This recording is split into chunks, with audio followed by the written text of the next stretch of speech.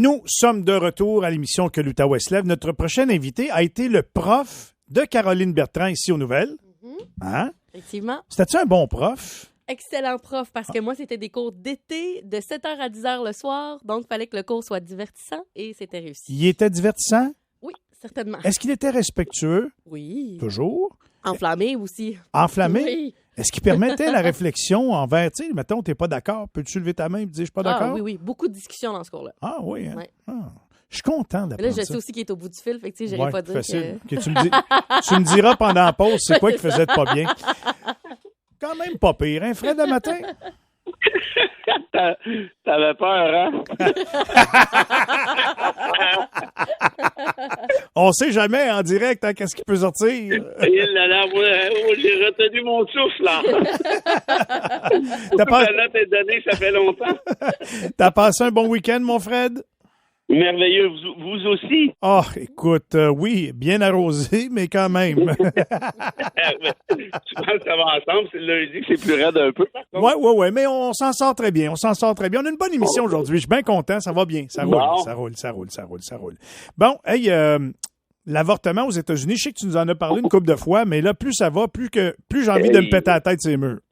Oui, écoute, j'aimerais ça trouver un autre sujet peut-être plus important, Michel, mais tu connais ma crainte, hein, qui, je pense, est bien ancrée à l'effet que ce débat-là est en train de s'immiscer tranquillement, pas vite, même au Canada.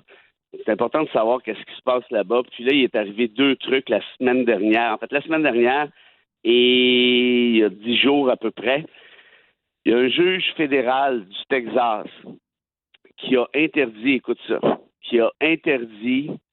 l'utilisation, donc la vente et l'achat par définition de la pilule contraceptive. Ça se peut pas. Et tu sais au nom de quoi? Écoute ça, c'est le bout drôle quand même.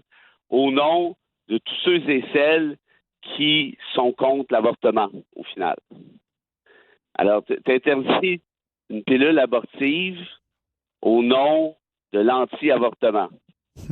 Parce que je sais pas comment vous expliquer ça, là, mais j'ai comme l'impression que vous allez être déçus, là. Ouais. Parce qu'il risque d'en avoir un petit peu plus d'avortement si vous allez de l'avant avec ça. Oui. Et là, Biden, écoute, là, ça, c'est le bout qui est problématique. Là, Biden, qui essaie de protéger ce qui reste de droit, il dit, on va faire un renvoi à notre Cour suprême. Parce qu'elle est noyautée par qui, la Cour suprême des États-Unis, au moment où on se parle? Par les chums à Trump. Solide à part ça. On a une majorité trumpiste. Maintenant, il y en a un, des fois, qui change de bord ici et là. Mais autrement, imagines-tu la catastrophe? On est rendu là. C'est on va terrible. t'en donner une deuxième nouvelle. C'est comme si, mettons, on retournait dans les années 60. Tu sais, As-tu vu la vitesse avec laquelle tout ceci s'est produit? On en parle souvent à ton micro. Moi, je l'ai dit, je ne sais pas combien de fois depuis une dizaine d'années. C'est quand tu commences à violer des droits fondamentaux, tu sais quand ça commence, mais tu sais jamais quand ça arrête. Au début, c'est toujours pour le fun, pour des petits trucs. C'est pas grave. Des ci, puis des ça, puis à un moment donné, ça se met à débouler. La deuxième nouvelle, celle-là est quand même pas pire aussi. La Floride, qui est quand même pas un État de plouc-plouc, là, vient d'interdire aussi l'avortement au grand complet, avec 2 exceptions. Si la femme s'est fait violer ou a été victime d'inceste. Bon, dans mon sens, l'inceste, c'est un viol, mais peu importe. c'est comme si on lui donnait une permission, là. Tu sais, ça n'a pas d'allure. Oui, mais attends, tu n'as rien entendu encore. S'il y a un viol ou il y a inceste, l'affaire, c'est que ça va être à la fille de prouver qu'elle s'est fait violer ou qu'elle a été victime d'inceste devant les tribunaux. Comment tu fais ça, prouver que tu as été victime d'inceste?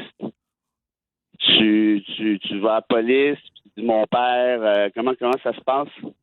Imagine déjà que la femme a le fardeau, évidemment, d'être pognée avec ça, là, passe-moi l'expression, entre guillemets. En plus de ça, tu vas l'obliger à faire la preuve d'un viol et ou d'inceste.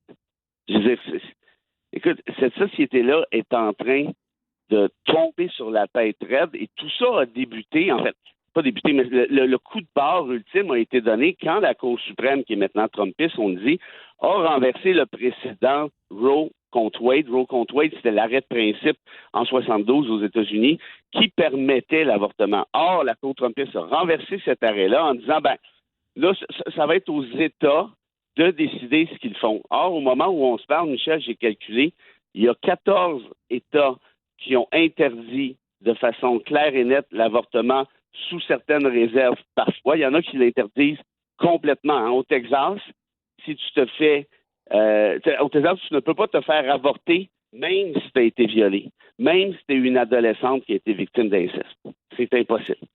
Donc, tu en as 14 qui interdisent l'avortement, puis tu en as entre 12 et 15 qui sont en train de se rajouter, qui ont déposé des projets de loi. En Caroline du Sud, ça, c'est il y a 3 semaines, un projet de loi circule à l'effet suivant. La femme qui se fait avorter peut être assujettie à la peine de mort.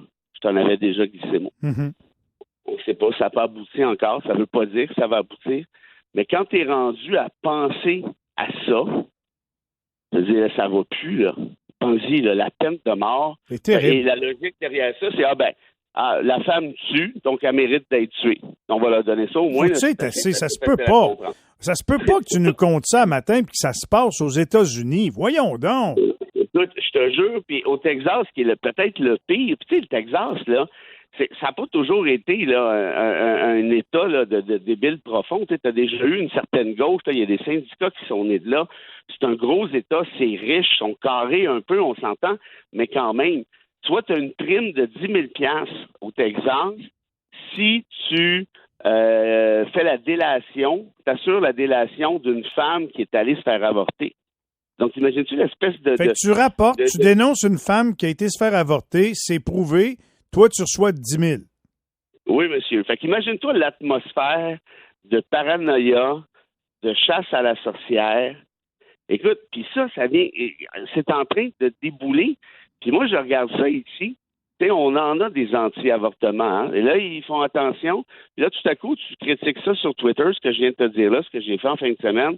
Et là, j'en reçois des commentaires, là, disant, ça prend-tu un imbécile, en parlant de moi, pour dire que l'avortement est un droit fondamental. Voyons donc, tuer des bébés. En d'autres termes, tu te rappelles du débat d'Aigle contre Tremblay, là? J'ai l'impression qu'on revient dans cette même piscine de bêtises.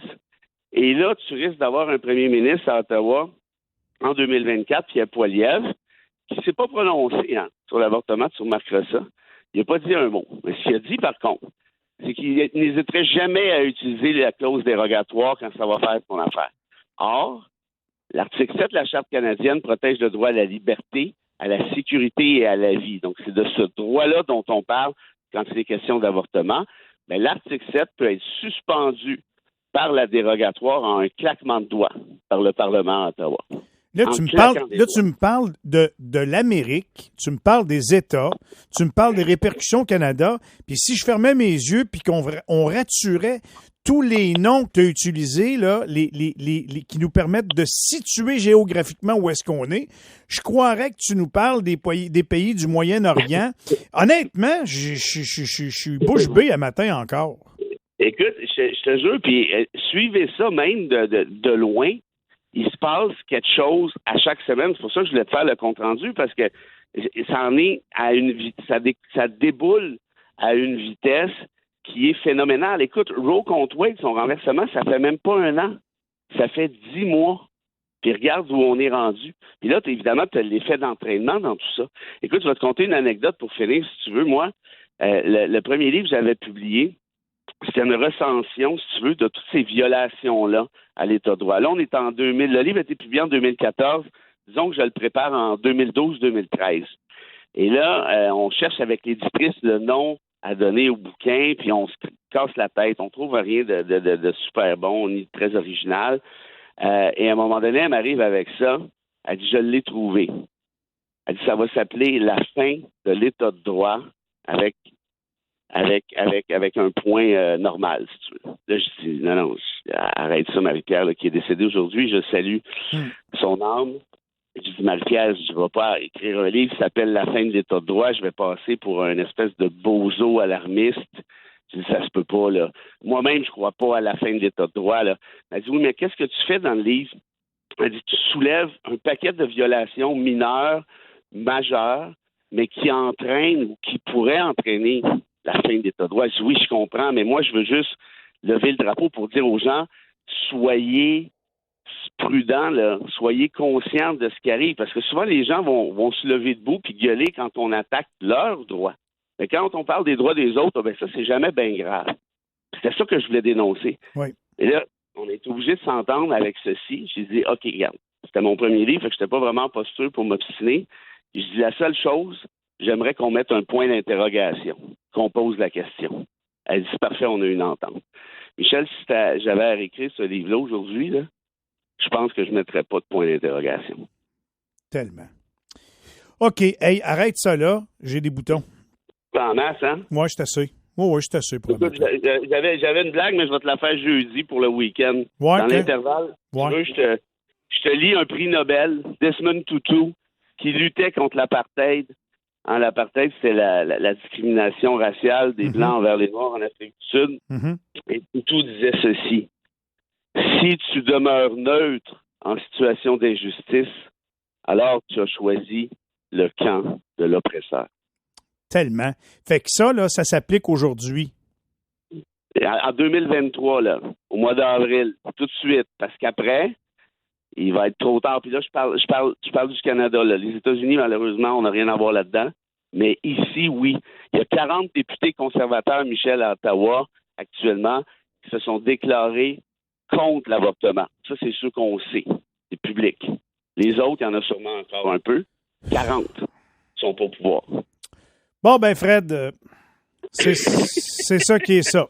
Une petite semaine qui commence sous la pluie. J'ai envie de dire un petit début de semaine gris. Je te remercie encore. Ben, c'est moi qui te remercie. Bonjour à Caroline. Et puis jeudi, on fait ça sympathique. Merveilleux. Je te souhaite quand même une bonne semaine, OK? On va travailler fort. OK. Bye-bye, Fred. Salut. Bye-bye. Tabarouette. Il parle pas des talibans, là. Il parle de nous autres.